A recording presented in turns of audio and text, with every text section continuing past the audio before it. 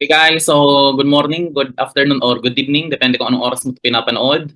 I-discuss natin yung first pre-board for MAS. Okay, simulan na natin guys, simulan na natin. Okay, so question number 1, discuss natin to, no? Sino ang staff, sino ang line position, okay? So pag sinabi mong line position na employee, staff position. So nabanggit natin na ang nasa line, nandito yung mga nasa production department. Okay, nandito yung mga nasa sales department, tsaka marketing department. Okay, yung nakikipag-interact directly with the customer at involved sa primary operation ng business. Okay? While ang staff, yan naman yung mga support, no? Sinusuportahan nila yung mga fellow employees nila, no? Yung services nila is rendered to the fellow employees rather than the customers. So, lahat ng other division or department, maliban sa production, sales at marketing, papasok na yan sa staff katulad ng admin, okay? Katulad ng finance, okay? So, yung mga yan nasa staff position na yan. Okay? So, kung hanapin mo dito yung staff position, na nang sagot dyan ay VP ng Finance. Okay? VP ng Finance. Next. Hanapin sa mga sumusunod sa number 2, okay, ang katangian ng management accounting. So again, sa management accounting, ang pinire-report mo dun ay future information, estimates, projections ang nilalagay mo dyan. Not historical, no? Financial accounting yan. Okay? So, sa management accounting, wala kang kino-comply na standard. Okay? Kung ano yung sa tingin mo ang tama base sa iyong opinion, yun ang ilalagay mo. So, financial accounting din to. Letter B. So, ang letter C, yan yung tamang sagot, no? Ang contribution, income statement, no? Kung saan yung cost ay categorized as to their behavior, fixed variable, rather than their function na product period. Okay? So, yung pag-categorize mo ng cost based on their behavior, variable at fixed, okay, ginagamit lang yun sa management accounting. Okay, so letter C sagot siya. At since yun na yun ay hindi siya compliance for sa GAAP, bawal siya for external. Okay? Number 3. Okay? So treasury function usually do not concern, okay, with guys, sa handout natin, 'di ba? Na nakalista doon ano yung function ng treasury, ano yung function ng controller. Okay? So check mo na lang siya doon, no? May listahan tayo diyan sa handout natin. Okay? So ang hindi diyan function ni treasury ay yung financial reporting, yung paggawa ng FS. Function yun ni controller. Number 4. So, sinong cost ang tinutukoy niya dito? Okay? Sinong cost ang tinutukoy niya dito? Ano ang tawag mo sa income for GAN? Okay? Kasi pinili mo yung isang alternative over the other. Ang tawag mo doon ay opportunity cost. No? Yung income na nawala or hindi mo na na-earn kasi di mo pinili mo yung isang alternative over the other. Okay? Opportunity cost yun. Okay? So, anong kabaliktaran ng opportunity cost? Out-of-pocket cost. Sa out-of-pocket, may actual expense kang binabayaran. Dito sa opportunity cost, wala kang binabayaran dito. Meron ka lang income na nawala. Next, number 5. Okay? Kapag daw meron scarcity ng resources, no? Ibig sabihin may constraint. Okay? The product that should be produced first. Ano to? Relevant costing. Pag-aralan natin guys sa relevant costing na kapag meron scarcity sa resources, saan mo ilaalay itong limited resources na ito? Okay? Sa anong product mo? Kanino mo siya ilalaan? So, dun sa product na may pinakamataas na CM per scarce resource. Okay? At nasan yun? Nasa letter A. Next, number 6. Hanapin daw ang tama dito sa relevant costing na make or buy. So, mukhang tama agad yung letter A, di ba? The reliability of outside supplier is important. Okay? So ito ay qualitative. Qualitative factors yan. Okay? So mali yung letter B, no? The depreciation of equipment in making the component and having no alternative use is a critical factor. So kung makapapansin mo dito, ang depreciation ay fixed cost, diba? At ang fixed cost, generally irrelevant yan. Kaya mali na sabihin niyang critical yan. Okay? Opportunity costs are irrelevant, mali din. Ang opportunity cost ay relevant cost yan guys, no? Na napag-aralan natin yan sa face-to-face. No? So meron tayong dalawang type ng relevant. Okay? Ang dalawang type ng relevant cost natin is yung avoidable cost tsaka opportunity cost. Okay? Tapos meron tayong dalawang type ng irrelevant, sunk cost, tsaka unavoidable cost. Okay? The company should make the component it purchase is less than the per unit variable cost. Mali din ito. Okay? Sabi niya, i-make mo daw kapag mas mura ang bibilhin sa labas. Aba, mali. Baliktad siya, no? Kapag mas mura ang purchase price sa labas, i-buy mo siya. Hindi i-make. Next, number 7. Okay?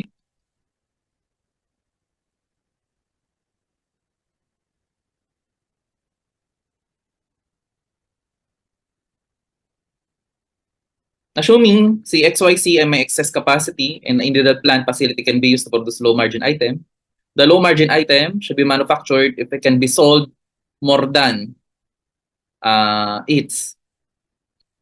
Okay. So make or buy ulit to guys, no? Ko-compare mo lang yung cost to make versus cost to buy. So kapag cost to make yan, di variable cost plus yung opportunity cost. Pag cost to buy yan, adi yung purchase price minus avoidable cost. Okay? So, hanapin mo diyan yung sa mga choices, yung mga relevant. So, hanapin mo sa choices yung may variable cost. Adi ang sagot dito is either B or D. Hanapin mo sa choices yung may opportunity cost. Adi yung pinakatamang sagot ay dog. No? So, letter dog ang sagot. Okay. Next. Okay, so ito ay process further, no? Sell at split off or process further. Hanapin mo daw sa mga ito, okay, yung relevant. Okay? So, ano ba mga relevant dyan? Jadi sa formula natin, selling price after further processing. Co-compare mo lang yan sa selling price before mo siya i-further process or sa split off.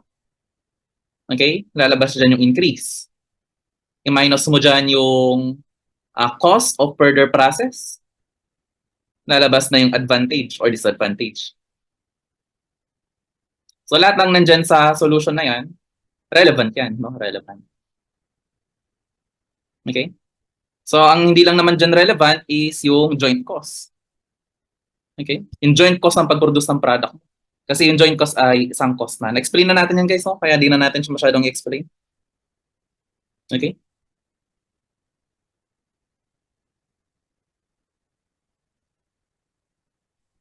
Okay, so yung first item ba, relevant? Yes, ito yan, no? Okay? How about yung second item, relevant? Also, yes, ito yan, no? How about yung third item, relevant? Yes. Sabi nga natin, lahat ng avoidable cost, relevant yan. How about yung fourth item, relevant? Yes, ito yan, no? How about yung fifth item, relevant? Yan ang hindi relevant. Ang joint cost, sunk cost na yan. Kahit further process or sell at split off, di mo na yan mababawi. So, hindi. So, ang sagot ito, 1, 2, 3, 4. So, boy, yung sagot. Okay? Number 9, hanapin ang tumutukoy sa goal congruence. Kailan ka nga may goal congruence at ano ibig sabihin nun?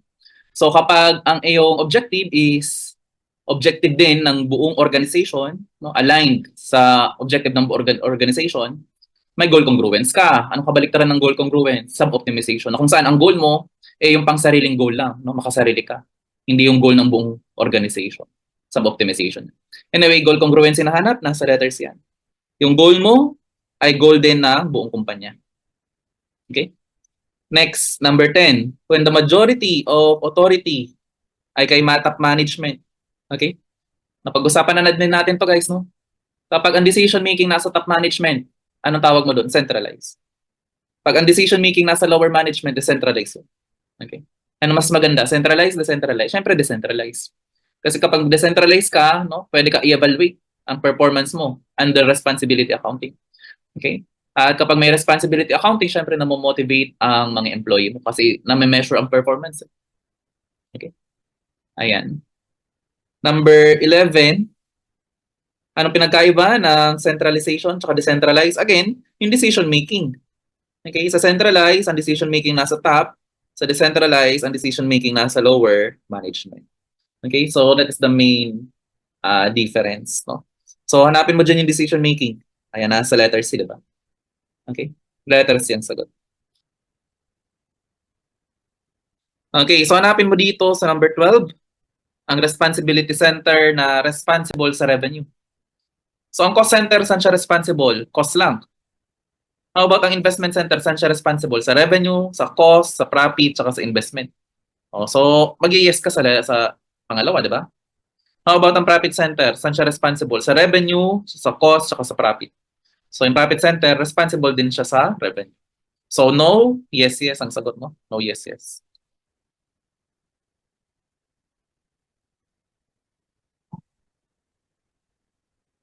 Okay.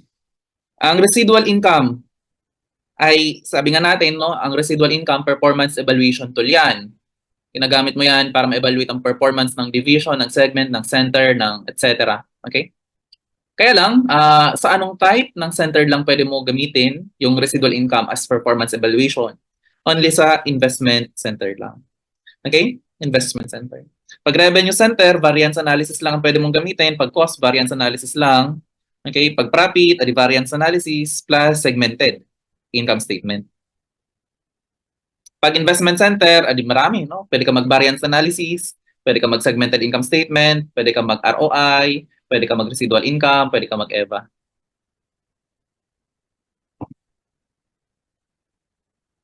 Next, number 14. Blank is an after-tax profit minus total cost of capital. So, sino daw yung may formula na ganyan? Adi ang sagot ay? EVA, syempre, EVA. Okay? EVA. Okay? Kaya yung ROI, ano bang formula mo dito? Profit yan eh. Divided by investment. Okay? How about residual income? Anong formula mo dito? EBIT yan eh. Minus minimum return. Eh dito kasi sa tinanong niya, after tax. Kapag residual income, before tax yan. So mali din yung residual income. So ang tanging sagot mo dyan, EBA. Okay? Sa net income, mali din ito. Kasi ang cost of capital, hindi naman yan expense. Di ba? Ang net income, revenue minus expenses. Yan ang net income. Eh, ang cost of capital, hindi naman yan expense eh. Kaya hindi rin siya applicable sa dog.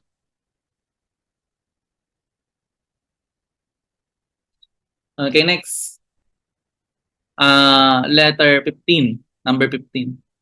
Transfer price. Kailan mo masasabing may transfer price? Kapag ang isang division nagbenta sa ibang division pero same company. Ang tawag natin doon ay intra-company sale. No? So letters yan.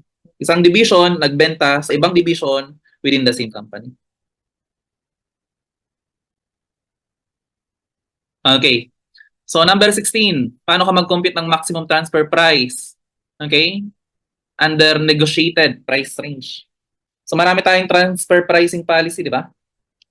Okay, meron tayong tinatawag na market base, meron tayong tinatawag na cost base, meron tayong tinatawag na arbitrary, okay, tsaka negotiated. So sa negotiated, sineset mo yung maximum, you set the minimum. So paano ka mag-set ng maximum? So napag-aralan natin yan guys sa face-to-face mo. Okay, paano ka na nga mag-set ng maximum? Okay, so maximum yan yung purchase price outside. Kung magkano mo siya mabibili sa labas. Okay? Yun ang maximum. Sino nagsaset ng maximum? Adi yung buying department. So si buying department, siya yung maglalabas ng pera, siya yung magbabayad. So syempre, ayaw niya naman na malaki yung bayaran niya, kaya sineset niya yung ceiling kung magkano yung kanyang babayaran. Hindi siya nagsaset ng minimum kasi hindi niya concern na bumaba yung purchase price kasi mas pabor sa kanya pag bumaba, di ba? So wag niya kailangan iset yung limit sa pagbaba kasi pabor sa kanya yun eh. Okay? So ang set niya yung maximum kasi ayaw niya na malaki yung bayaran niya kaya iset niya yung limit. Okay? So nasaan dyan? Nasaan siya dyan? Sa Apple, ba? So ang maximum dinadetermine ni buying.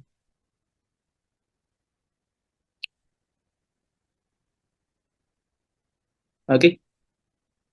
Next. Itatanong tayo dito ng MCE. So ang MCE, performance evaluation tool din yan, no? In-evaluate mo ang performance ng iyong department, division, segment, etc. Okay? So usually ang MCE nilalagay yan saan? Sa balance scorecard, di ba? Balance scorecard. At sa anong section ng balance scorecard? Internal business process. Okay? So dito sinusukat mo kung yung proseso mo ay efficient ba or inefficient. Okay?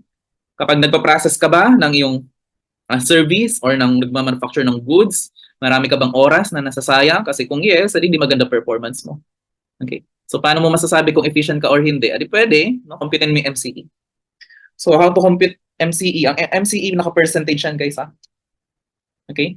So ang formula mo dyan, processing time or yung tinatawag natin na value adding time. Kasi ang tanging value adding time lang naman is ang process time. Ang denominator mo dyan, at syempre kung ano sabihin niya, manufacturing cycle efficiency. Denominator mo dyan, manufacturing cycle. Okay? Manufacturing cycle. So, paano ka ba mag-compute ng manufacturing cycle? E di kung kailan mag-start yung process, yung manufacturing process, hanggang sa ma-deliver mo ito. Okay? So, hindi kasama dyan yung waiting time at the beginning. Okay? Yung waiting time mo, bago magsimula yung production, hindi yan kasama. Kasi di pa naman nagsisimula yung manufacturing cycle dyan, di ba? Okay? Pero yung waiting time mo after the start of the production, yan kasama na yan. Nag-start na yung process eh. So, ang kasama lang dyan sa manufacturing cycle time is yung 5 na waiting time. Ito yan. Yung inspection time na 1.5. Yung process time na 3 at saka move time na 2. So, total manufacturing cycle time mo dyan, 12. 5, 1.53, 2.5. I-divide mo sa process time na 3. So, 3 divided by 12, you'll get 25. MCE. Apple. Okay? Magkano delivery cycle time? So, pag delivery cycle time, guys, lahat isasama mo. Lahat. From the start, from the time na place yung order, hanggang sa ma-deliver yung order. Okay? So, lahat kasama dyan. Yung 10, yung 5, yung 1.5, 3, 2.5. Lahat yan kasama. So, anong pinagkaiba ng manufacturing cycle time sa delivery cycle time? Yung waiting time, di ba? Prior to the start of the process. Ito yung difference. Kapag manufacturing cycle time, hindi yan kasama. Pag delivery cycle time, kasama yan.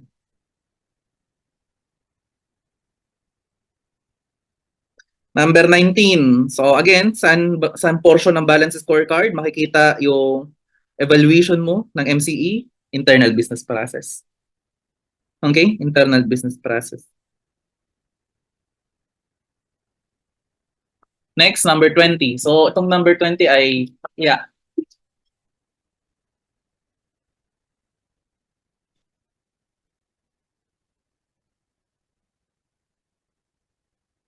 Ano na to, no? Number 20. Tawag mo dito? Variance.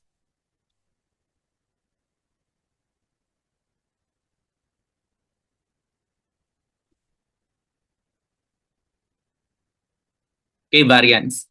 Okay, so itong variance siguro is, ibigay ko na lang muna yung sagot, no? Di pa naman ito na-discuss. Discuss ko na lang siya kapag time na niya. Okay? So, ang bigay ko na lang muna yung sagot sa 21. Apple ito, Apple. 20 pala ay Apple. 21 ay Apple din. 22, cat, boy, apple. Cat, boy, apple.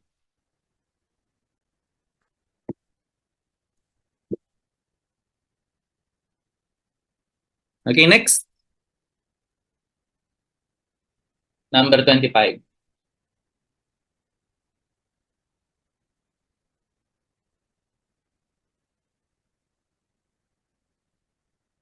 Okay, so break muna guys. No, break muna. Wait a minute. Pause ko muna yung recording. Okay, nasa number 25 tayo guys. No? So, magkano ang minimum at maximum? So again, kapag maximum, kung magkano yung purchase price, no? Sa labas. Okay? So, ang sagot dyan ay 1.95. Okay? Sino again ang nagde-determine ng maximum transfer price? Si buying. Eh, sino ba si buying dito? Di ba si Bean Division? Siya yung buying. At magkano daw yung budget niya kapag bumili siya sa labas? 195. So, it's either C or D na lang. Okay? So, minimum. Again, ang minimum mo dito, no? Depende sa situation. Kapag ikaw ay may excess, no? With excess capacity ka, hindi kung magkano yung variable cost mo lang. Okay? Ngayon, kung ikaw ay without excess capacity, di variable cost, plus yung babawiin mong CM sa regular sale. Okay? Ano bang usapan dito? With or without excess?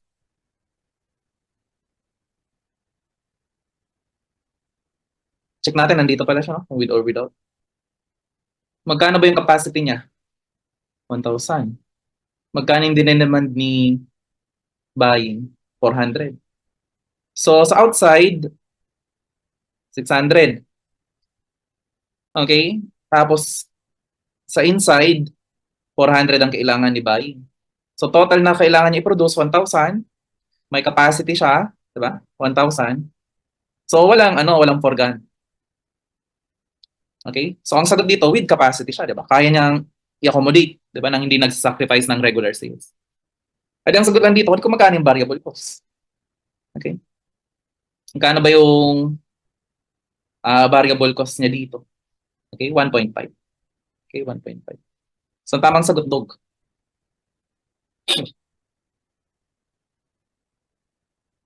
Next. So, ito yung cost function natin. Ano meaning ng Y? Total cost. Okay? Ano ibang pangalan niya? The dependent variable. Ano yung A? Yan yung fixed cost mo. Total. Diba? Ano ibang pangalan niya? The intercept. Ano yung B? Ang B mo dyan is the variable cost per unit, no? Okay? The variable cost per unit. Ibang pangalan niya ay yan yung slope mo. Yan yung slope. Tapos si X, yan yung cost driver. Ano ibang pangalan niya? Yan yung independent. The variable. So, tamang sagot mo dyan is si X. Si X.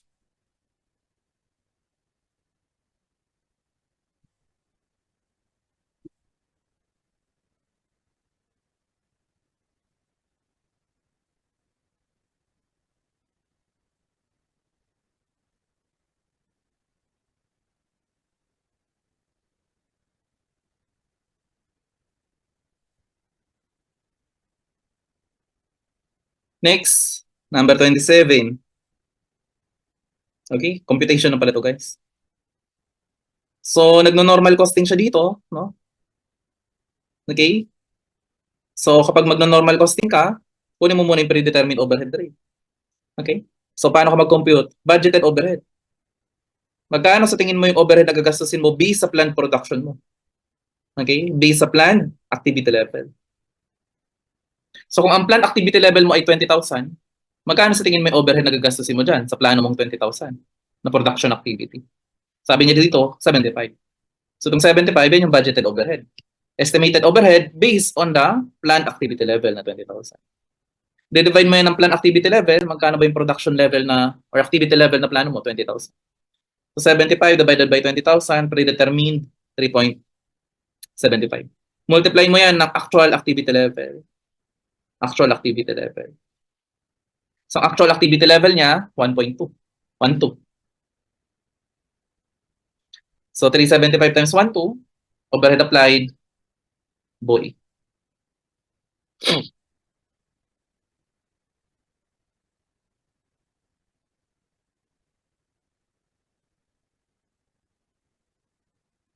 Okay.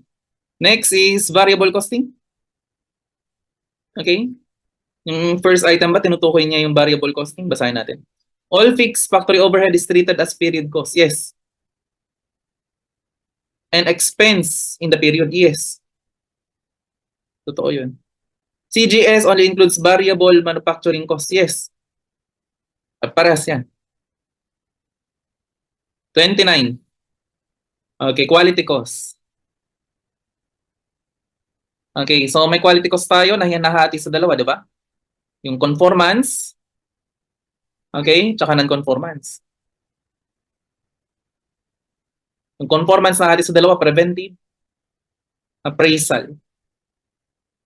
Yung non-conformance na hati sa dalawa, internal, failure, tsaka external, failure. So, ang sagot ay letter cut.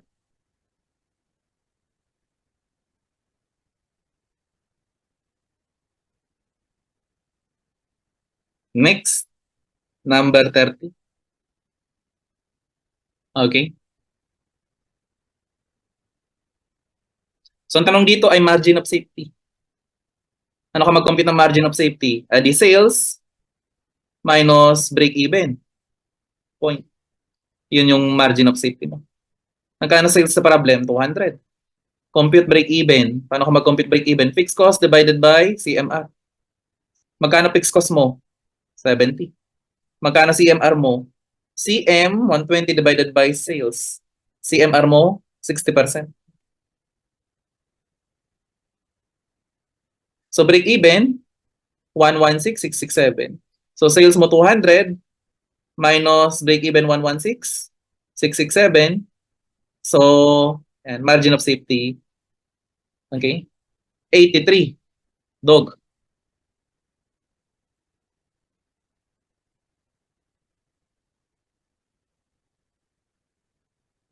Next. Anong absorption costing ang ginagamit dito?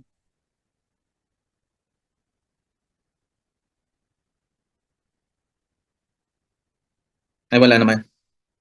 So, cost classification lang pala to, guys. No? Cost classification.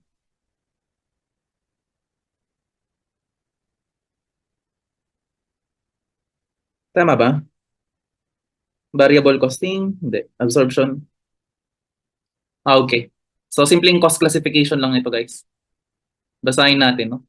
A manufacturing company prepay its insurance coverage for a 3-year period. The premium for the 3-year period is 3,000 and it's paid at the beginning. So, 3,000 divided by 3 years, 1,000 ang expense per year. Okay? So, 1,000 ang cost. 1,000 ang cost. So, ano bang cost classification ng insurance? Ano ba yan? Period or product? Aba, depende. Kapag related yan sa factory, okay, insurance ng factory warehouse, ng factory equipment, adi ano yan, di ba? Product. Okay? Pero kapag insurance yan ng store, no? Store building, okay, store equipment, adi selling yan. Kapag insurance yan ng opisina, adi general and admin. Okay? Period cost siya dito, period. Product cost siya dito. Ano ba sabi sa problem? Okay? Ina-apply daw to sa factory. Pero 1/4 sa selling. Okay? Adi kung 1,000 yan, 1/4 sa selling, adi 250, period. Tapos matitirang 750, product. Adi ang sagot ay dog. Next, number 32.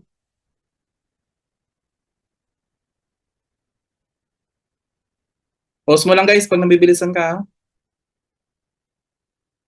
Anyway, mabilis talaga yung discussion, no? Kasi na-discuss naman na to during the class, no?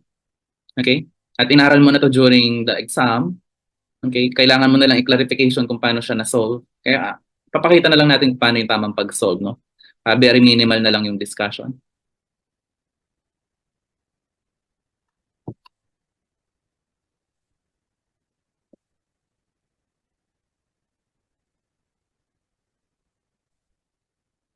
Paano ko ba mag-compute ng DOL?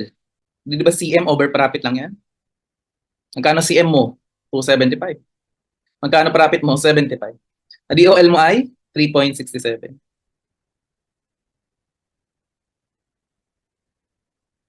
Okay, so paano ka mag-compute ng break-even? The fixed cost divided by CMR. No? Kasi obviously, break-even in peso yan, kaya CMR ang denominator. Kung units yan, adi CMU. So fixed cost mo, 200 divided by the CMR. So CM divided by sales. CMR ka dyan. So CM is 275, sales is 400, CMR mo ay 68.75. So break-even, Apple, no?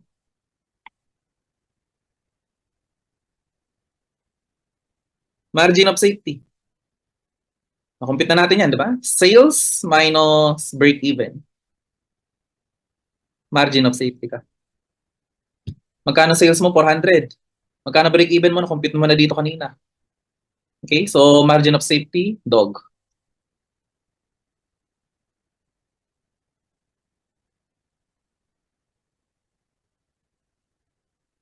Next ay high-low. Okay guys, itong high-low na to, no? Okay, again, kapag mag-high-low ka, sino ang una mong kukumpitin dyan? Si B, di ba? Si the variable cost per unit. Tapos once mo-compute mo yan, kukumpitin mo na ngayon si A, si total fixed cost. So ano formula mo sa B? Formula mo sa B ito. Ano formula mo sa A?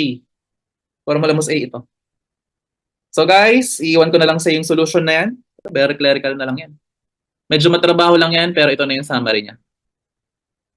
Okay? Kaya kung sa-substitute natin yan sa cost function, total mixed cost is equals to A plus BX. No? Substitute na natin. Ang A mo ngayon ay 24, 254.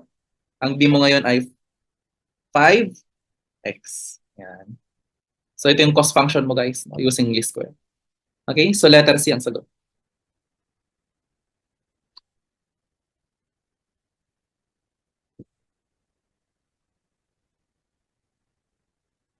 Ayan.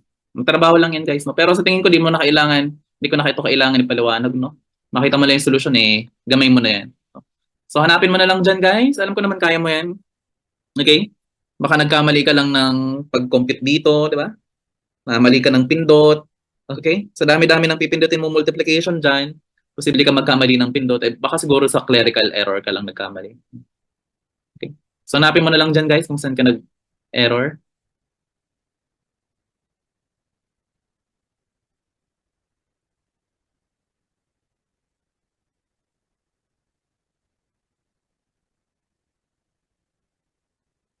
Ayan. Next tayo, no? Next.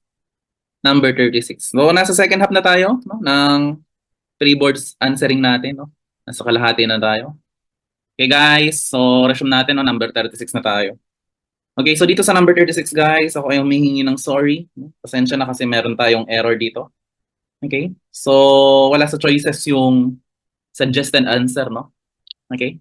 So, ang tamang suggested answer dito, share ko lang, guys,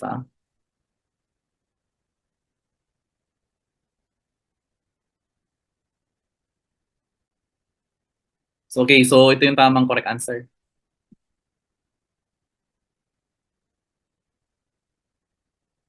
Ayan.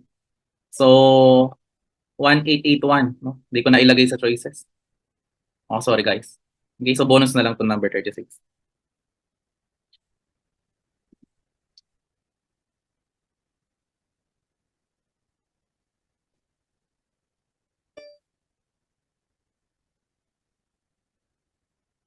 Okay, so proceed tayo 37. So sino daw dito ang product cost, no? Under variable costing. Under variable costing, ang product cost mo lang dyan, DM, DL, variable overhead. Okay, tapos yung mga period cost mo dyan is fixed factory overhead, no? Fixed selling, tsaka variable selling. Okay?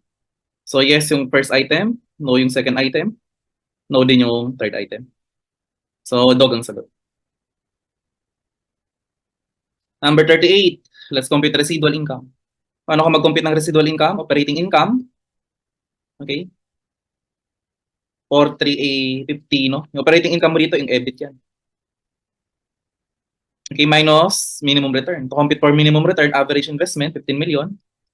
So, 14 at 16, ang average niyan ay 15. Multiply by minimum return na 25. Okay? Ang minimum return mo ay 3,750. So, operating income, 1,350 minus 3,750. So, residual income, 600. Letter boy. Okay, so number 39. No? Magkano ang minimum transfer price? So, na-explain na to kanina, no? Kung with excess or without excess. Kapag with excess, yung variable cost lang. Kapag without excess, no, yung variable cost plus yung contribution margin sa regular sales. So ang sabi dito sa problem, no, may excess ba to? Wala. Ito, no, below capacity. So with excess siya. Hindi daw niya nagagamit, na-utilize yung buong capacity niya, may sobra. So if that's the case, variable cost ka lang. Okay? Magkano ang variable cost niya? 25. So letter C sagot. So ang daming information na binigay, pero, di ba? Mga pampalito lang halos karamihan sa kanila. Kung alam mo talaga yung rules natin, adi, no, mabilis na lang. Okay, so number 40. Anong type daw ito ng expense? Okay, so production worker is paid a salary of 650 per month plus an extra 50 cent for each units produced. So, mixed cost yan, di ba? Ito yung fixed component, ito yung variable component. So, pag pinagsama mo yan, ano tawag mo dyan? Adi mix. Ano ba ang ibang pangalan ni mix? Semi. Semi-variable, di ba? Pwede ring semi-fixed. Answer mo ay dog. Next, absorption costing. Dito, ang tanong niya, magkano daw ang difference ng profit, no? Profit sa absorption at saka sa variable. So, paano ka na nga mag-compute ng difference nila? Paano ka mag-reconcile? So, ang pinagkaiba lang naman ni absorption, no? Yung fixed cost mo dito, fixed factor overhead, ina-inventory mo. Ina-expense mo lang kapag nabenta na. Dito, sa variable costing, yung fixed overhead mo dito, outright expense. So, ang nagre-resulta ng difference nilang dalawa is yung fixed overhead. So, doon ka mag-focus. No? Okay? So, magkano ba yung difference in production? Ang na-produce niya, 50. Ang na-sold, 55. Difference is 5,000 units. Tapos, focus ka dito, fixed overhead. Fixed overhead mo, 440.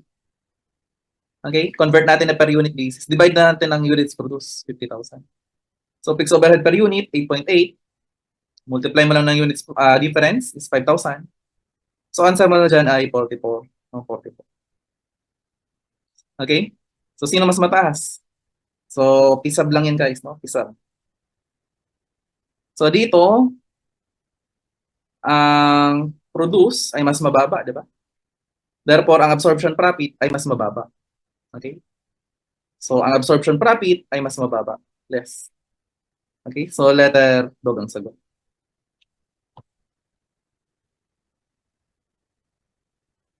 Number 44. No? Ang budgeting daw, maganda daw yan kailan? Kapag nag-i-start saan? Lower management. Okay? Na-explain natin yan na ang budget magsisimula dun sa ano nila. Dun sa department nila mismo. Hindi sa top management. Lower management. So, ang sales budget magsisimula sa sales department, hindi sa board of directors. Ano alam ng board of directors dyan? Okay?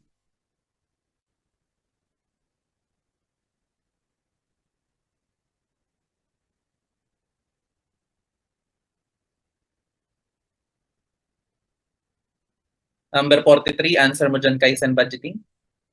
Number 44, zero base, no?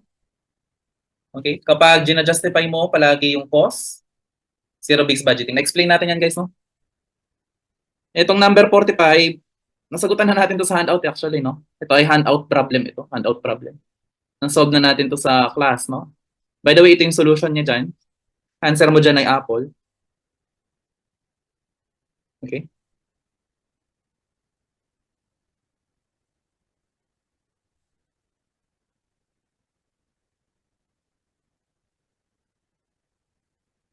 Okay, so caselet tayo guys. Ito yung problem natin. So paki-post na lang guys ha, para mabasa mo yung problem. Okay? Pero nabasa mo na yan nung nag-reboard ka. So ang unang tanong niya, cost classification. No? Itong next three items. Ano ang proper classification ng yung mga cost? Classification as to behavior. Okay? So alam natin, natitingnan mo lang dyan yung behavior niya in total at saka per unit. Okay? Ang fixed cost, yung total niya, constant yan. Hindi nagbabago yung total amount. Yung per unit niya nagbabari. Yung variable cost, kailan mo masasabing variable cost yan? Kapag yung total amount niya nagbabari, pero yung per unit amount ay constant.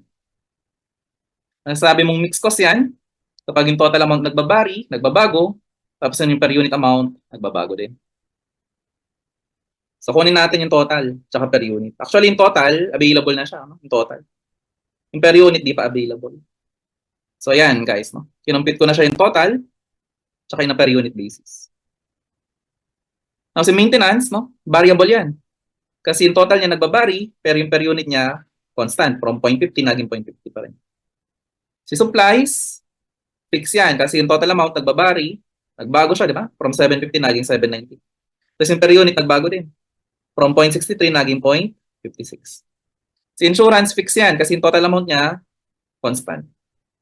Si utilities, variable yan. Kasi yung total amount nagbabari, yung per unit, constant. Si lubrication, mix yan. Total amount kasi nagbabari, yung per unit, nagbabari din. Sa advertising, variable yan. Kasi yung total nagbabari pero yung per unit constant. By the way, paano mo ito kinumpute itong per unit? So total lang yan divided by the cost driver, ha? Total. Okay? Divided by the cost driver. Ito yung cost driver niya, di ba? So 600 divided by 1,2, yun na yung per unit niya.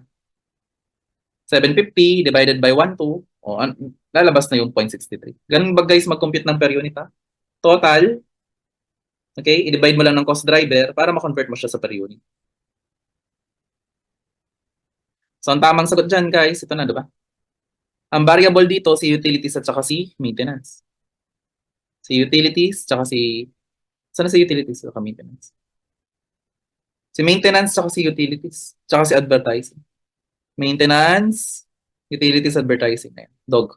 Ang fixed cost dito, si insurance lang. So, ang mixed cost, supplies, tsaka lubrication. Supplies, tsaka lubrication. Okay, so ang tanong niya dito, magkano yung number 59? Ito mahirap. Magkano yung total cost mo? Kung ang cost driver mo, 115. So gamit ka lang dito ng cost function, y is equals to a plus bx. No? So high-low ka lang dito. Since dalawang figure ka lang dito, dalawang point, January, February, automatic yan, high-low ka lang. Okay. So, ayan. So sa high-low, again, kukunin mo muna sino? So high-low, kukunin mo muna si... Una mong lagi kinukuha si B, di ba? Si variable cost per unit. Saka mo lang kukunin si A, si total fixed cost. So kunin natin si B. Paano mo kukunin si B? Si variable cost per unit. Yan. Okay, so highest minus lowest. Okay, so highest y divided by low, difference in y, no? Difference in y. So highest y minus lowest y divided by difference in x. Highest activity level divided by lowest activity level. So sino dyan ang i-high-low natin? Ang i-high-low lang natin guys is yung mga mixed cost, diba? Yung mga mixed cost lang. Yung iba, yung pure variable, pure fixed, di mo na kailangan i-separate yan, diba? So again, ang i-high-low lang natin ay yung mga mixed cost. Okay? By the way, sino ang high dyan? Ang high dyan ay si February, di ba? Mas mataas ang cost driver niya, 1.4 eh. Ang low dyan, si January, 1.2 lang yung cost driver niya. So high, low. Okay? So mixed cost, total cost sa high. 790 plus 576. So ang total niyan guys, ay yan, 1366. Sa low naman, 750 plus 560. Total cost sa low, 1310. Okay? So activity level nila, ang activity level ni high, 1.4. Yan. Ang activity ni low, 1.2. Okay? So difference in total cost, which is y, 1366 minus 1310, you'll get 56. Difference in activity level, 1.4 divided by 1.2, you'll get 2. So 56 divided by 200, you'll get 0.2. Ito na yung variable cost per unit ng mixed cost. So variable component lang yan ng mixed cost. So yan na yung iyong B, di ba? Yung B mo. Next, kunin natin si total fixed cost. So, residual technique lang. So, mula sa total cost, i-minus natin yung total variable para yung residual, matitira, yun yung mapupunta sa fixed. Okay? So, regardless kung i-residual mo siya sa high, sa low, same lang din yung lalabas. So, total cost sa high, 1366. Total variable cost per unit, natin yun, 0.28 times activity level, 14, variable cost, 392. Okay? So, sa 1366, 392 dyan variable, yung matitirang 195, yan yung fixed cost. Ayan. Okay? So, yung 0.28, variable cost yan, nung mga mixed cost. Yung 974, fixed cost yan nung mga mixed cost. So, idadagdag pa natin dyan yung mga pure na variable tsaka pure na fixed. Yan. Eh, di ba si maintenance, pure variable yan? 0.5. Si lubrication, ito yung hinaylo natin, di ba? Na may fixed at variable component na sineperate natin. Si insurance, may purely fixed yan, di ba? Si utilities, purely variable. Si advertising, purely variable. Ayan. So, to yung total fixed cost. Ito yung total variable cost per unit. Kaya pag sinubstitute mo yan, guys, no, sa cost function mo, y is equals to total fixed cost na 1774 plus yung total variable cost per unit na 2.27 plus yung cost driver natin na 115. So total y will be, ayan. Anong letter to? Dog. Ayan. Okay. So clear up pa lang guys, no, para mabalikan mo siya. Okay. So yun yan yung solution.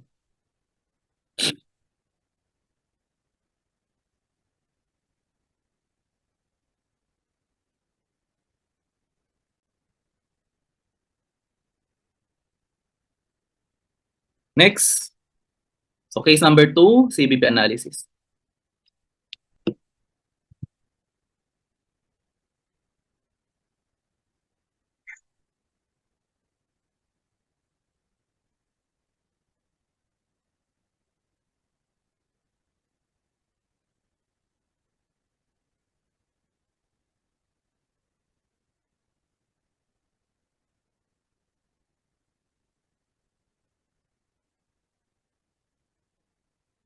Okay.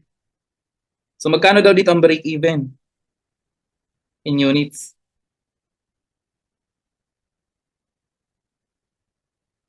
Paano ko ba ito ginawa? Okay. So to compute break even in units, no? Fixed cost divided by CMU, CM per unit.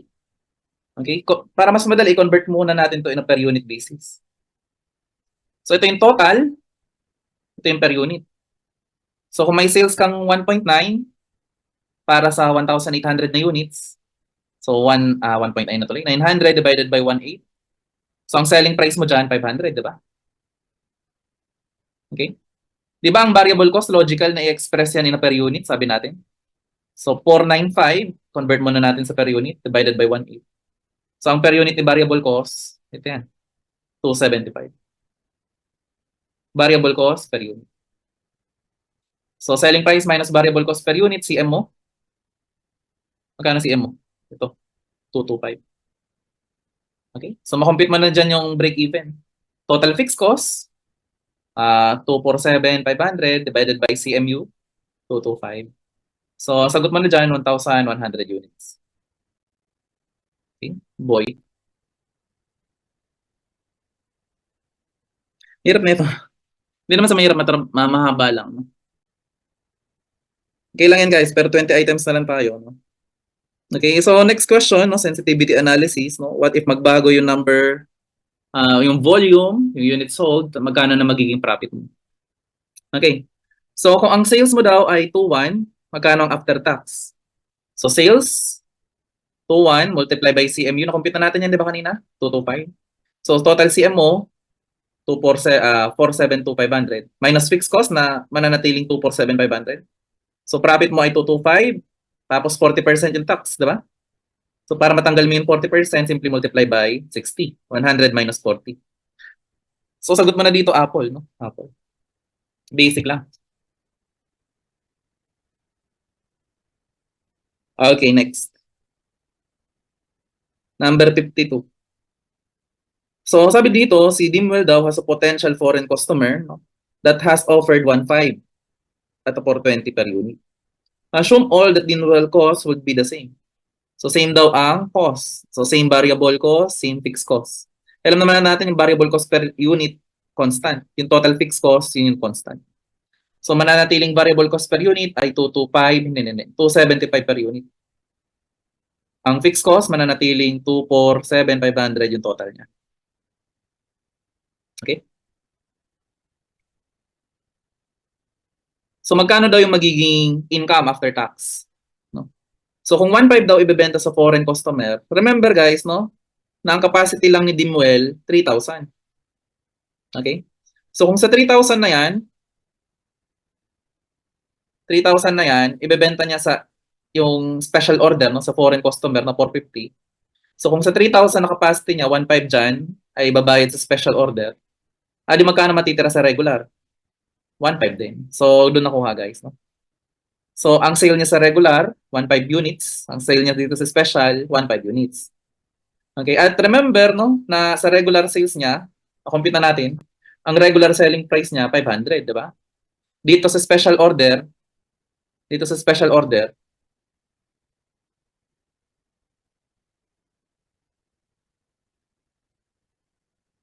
okay?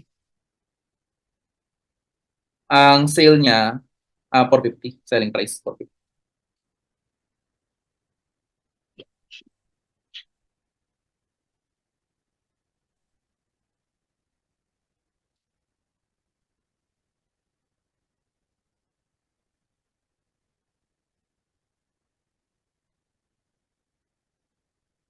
Variable cost.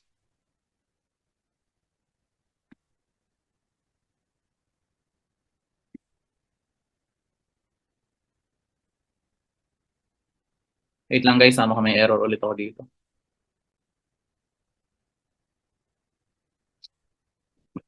Okay.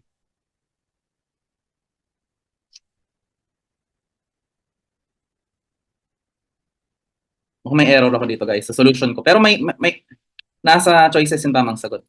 Wait lang ah. Ah,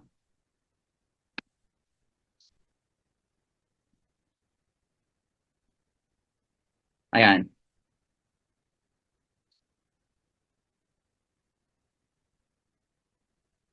So ito yung tamang sagot guys, di ba? So ang total sales nila sa regular, 750. Ang total sales sa special, 675. So ang variable cost nila, similar lang naman, di ba? Kasi same lang daw yung variable cost. So 1.5 units times the variable cost per unit na 275. So ito yung total variable cost nila. Okay? So total CM sa regular, 337,500. CM sa special order, 262,500. So total CM, how much? Yan, 600,000. Minus fixed cost, 247,500. Total profit, 352,500. Minus tax na 40 times 60. So correct answer mo dyan, 211,500. No? 211,500. Okay? So pa-screenshot na lang guys ha, ito yung tamang solution.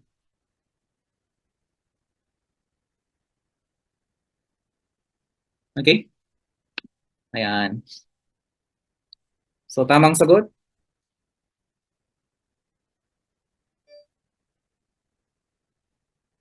tamang sagot dyan is letter C. Huwag ka mag-rely dito guys ha. Ayan. Nandun sa Excel yung tamang sagot, letter C.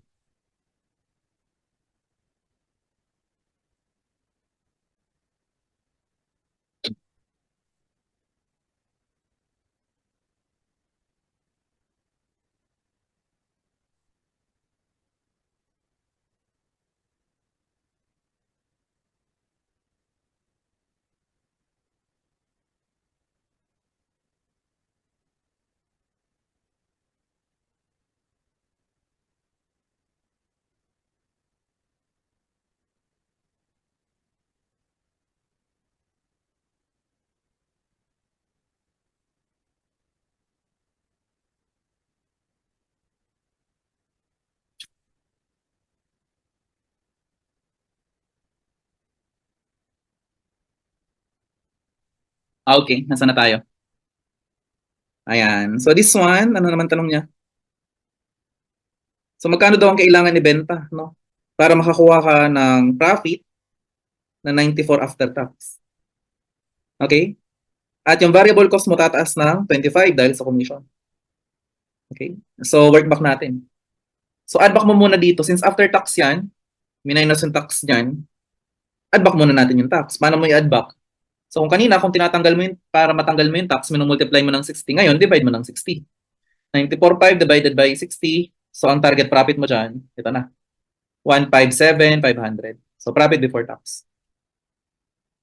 Okay? I-add mo yung fixed cost, no? Okay? Kasi para makuha mo yan, yung required sales, target profit plus fixed cost divided by CMU. So nakuha na natin target profit. Ito yan. Plus fixed cost. Ang fixed cost mo na 309. No? Yung fixed cost mo na original na 247,500 plus ang additional fixed cost mo na 61,500.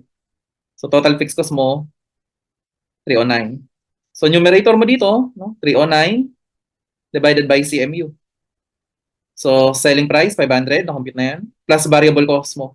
Kung kanina ang variable cost mo 275, ngayon 300 na kasi dadagdagan mo na ang additional 25.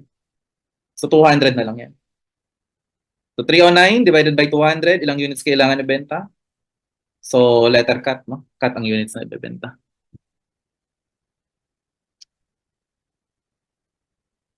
Okay, so another scenario. Magkano ang break even?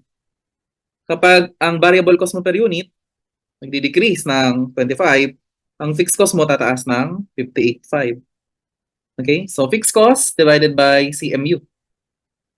Ang fixed cost mo na 306, no? Original fixed cost na 247,500 plus additional fixed cost na 58.5. Total fixed cost mo 306. Divided by CM. Ang CM mo na ngayon 250. Selling price 500, variable cost mo, original variable cost so 75 minus the decrease, no? Nasa 25, 250 na. So sagot mo dito 1, 2, 2, 4.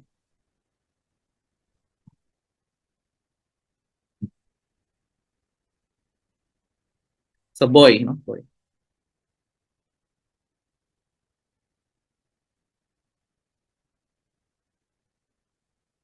Number 55, guys, no? Anong issue ngayon? Selling price bababa ng 10%. Variable cost tataas ng 40.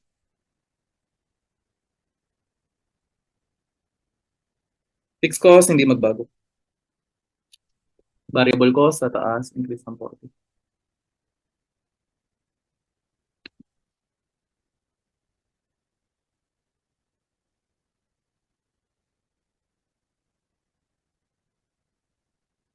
Okay? So katulad kanina, magkano daw ang target profit kung 94.5 ang gusto niyang kitain after tax? Gaya ng ginawa natin kanina, no? 94.5, add back ang tax by dividing 0.60. Target profit mo is 157,500. Okay, fixed cost hindi magbabago, ganun pa rin, 247,500 pa rin. Ang selling price mo magdi-decrease ng 10. So 500, tanggalin mo yung 10 na dinecrease, multiply mo ng 0.90, adjusted selling price, 450. Okay? So variable cost mo dito, madadagdagan ng 40. Okay? So 247 variable cost per unit, plus 40, doon nakuha yung 315. Okay? So 450 minus 315, CM mo na, 135. So break even in units, kung ilan man yan, 3,000. Break even in units. Ang gusto niya, break even in peso. So multiply lang natin ang selling price, 3,000 times 450. Answer mo na dyan, letter dog.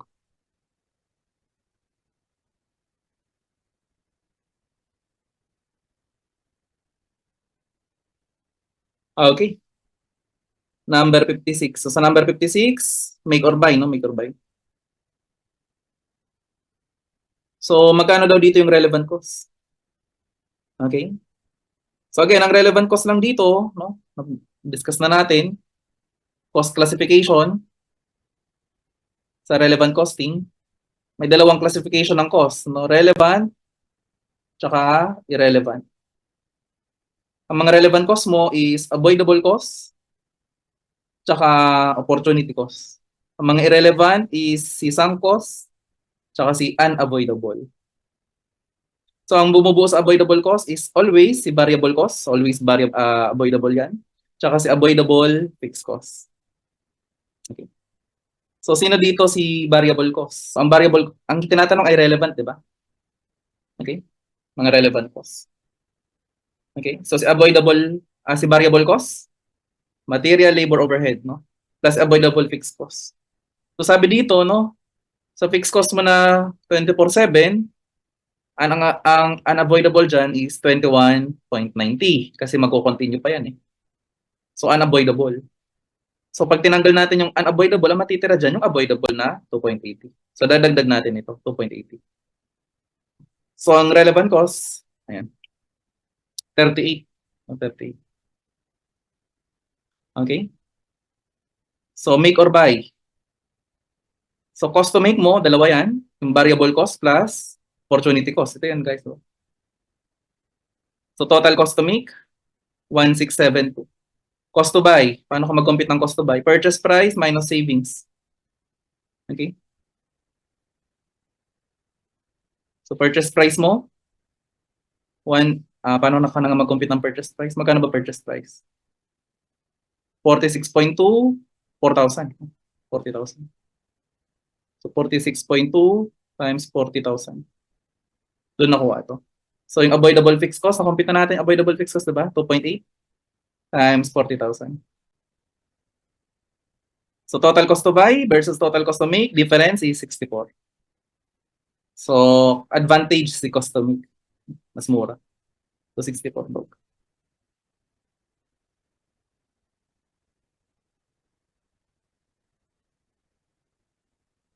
Okay, so maximum price, guys, no? Maximum price. Paano ka na nga mag-compute ng maximum price? The variable cost plus opportunity cost per unit plus avoidable cost per unit. So, variable cost, ayan yun, 35.2. Okay? Avoidable cost per unit, 2.8. Plus opportunity cost. Yung opportunity cost, guys, naka-total siya, di ba? 64, 264. Convert natin per unit, divide natin by the number of units na bibilhin, 40,000. So, 6.6. So, 35.2 plus 2.8 plus 6.6. So, maximum purchase price, 44.6.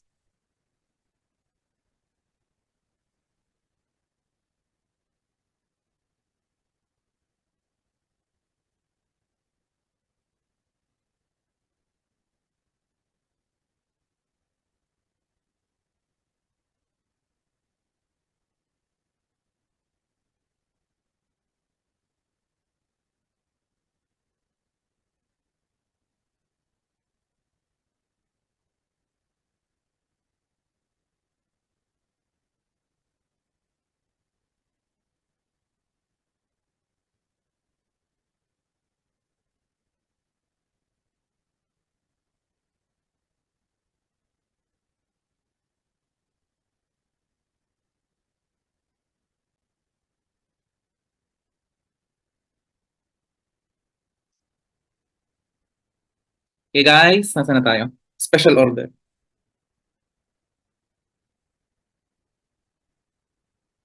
Okay. So, dito sa special order, no, kinumpit ko muna yung variable cost per unit ng regular at ng special. So, ang total variable cost nila, 53.6 regular, variable cost sa special, 52.4. So, ang naging difference nila ang dalawa is yung 1.20. Ito yun. Sabi dito, ang variable cost daw ay mas mababa ng 1.20 sa special. Yun yung difference nila. So, yun muna, no? Kasi kailangan natin dalawa yan, no? Yung variable cost per unit. Anyway, sagutin na natin yung 59. Ngayon, kung meron daw excess capacity, magkano yung additional profit ng special order? So kapag may additional capacity ka, guys, no, yung CM lang ng special order ang mag-addition sa iyong profit. So magkano yung CM's addition special order? So ang selling price sa special order, 76.4.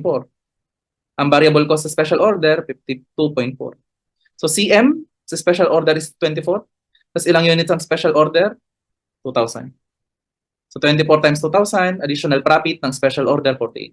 So again, guys, no, kapag may excess capacity ka, yung additional profit ng special order, kung magkano yung CM doon sa special order. Okay? Ayan, dito magkakaproblema, no?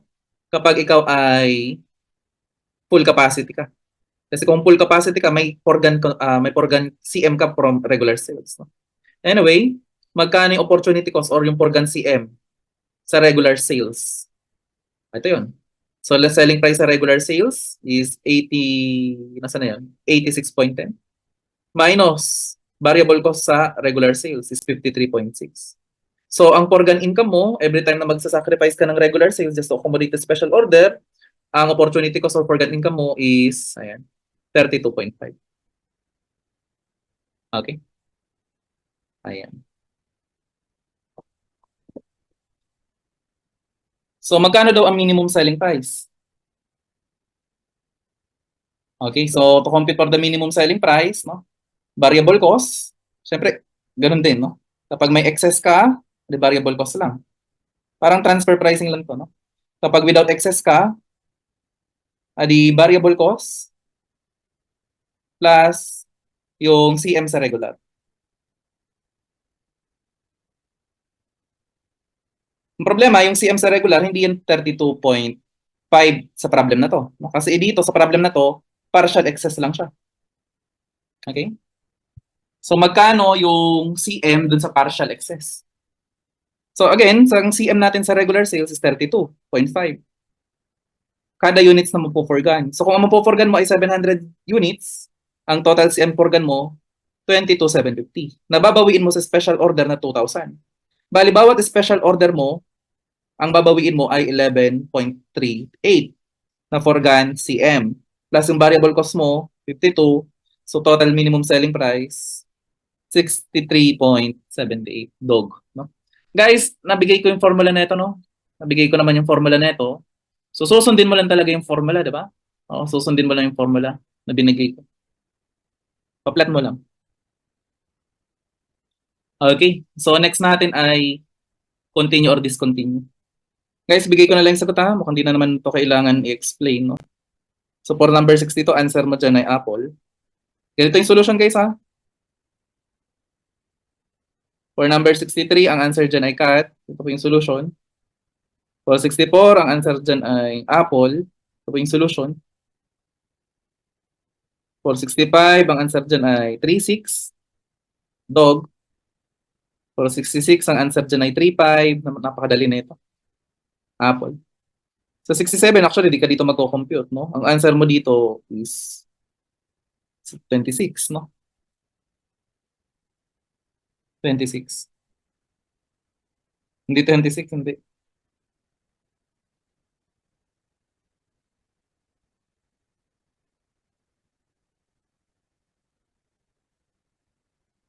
Kalimutan ko na. 22.4. Ito yan, guys, no? Ito.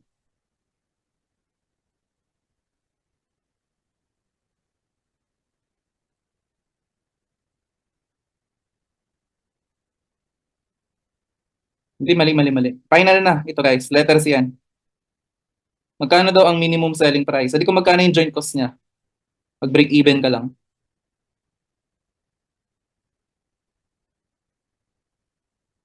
68, napakadali. ROI. Boy. 69, residual income. Dog. Tsaka syempre, break even, 1/4, 180. Apple. Ayan. Sensya na guys, wala na. Okay, so yun ang answer guys, no? Para sa pre-board natin. So kung may clarification ka, send mo lang sa kinauukulan. Okay? So thank you.